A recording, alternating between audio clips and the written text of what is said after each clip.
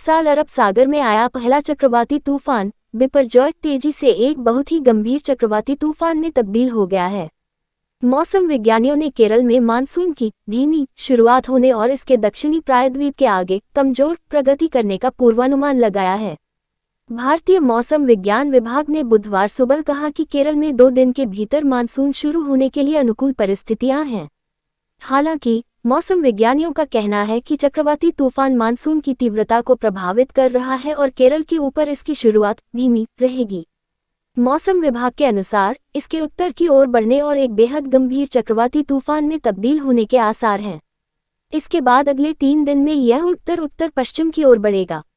हालांकि आईएमडी ने अभी तक भारत, ओमान, ईरान और पाकिस्तान सहित अरब सागर से सटे देशों पर इसके किसी बड़े प्रभाव को लेकर कोई पूर्वानुमान नहीं लगाया है।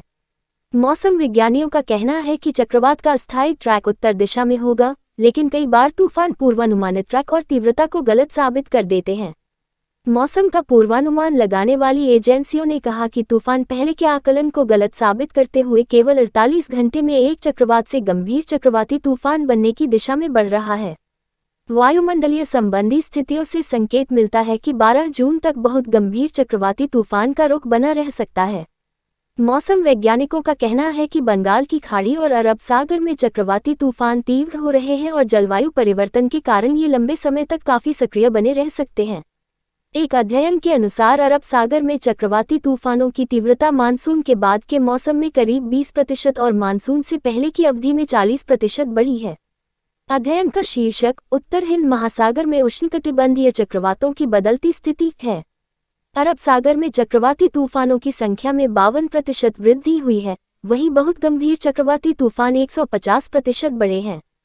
भारतीय उष्णदेशीय मौसम विज्ञान संस्थान में जलवायु विज्ञानी रॉक्सी मैथ्यू कोल ने कहा कि अरब सागर में चक्रवाती गतिविधि बढ़ने का महासागरों के तापमान बढ़ने और वैश्विक तापमान वृद्धि के चलते नमी की बढ़ती उपलब्धता से गहरा संबंध है।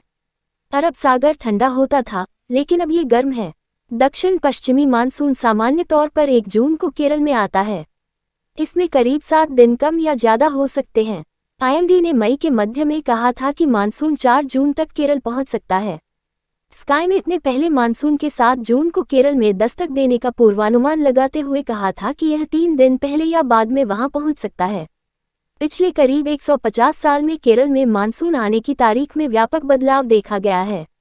आईएमडी के आंकड़ों के अनुसार 11 मई 1918 को ये सामान्य तारीख से सबसे अधिक दिन पहले आया था और 18 जून 1972 को इसमें सर्वाधिक देरी हुई थी। दक्षिण पूर्वी मानसून ने पिछले साल 29 मई को, 2021 में 3 जून को, 2020 में 1 जून को, 2019 में 8 जून को और 2018 में 29 मई को केरल में दस्तक दी थी।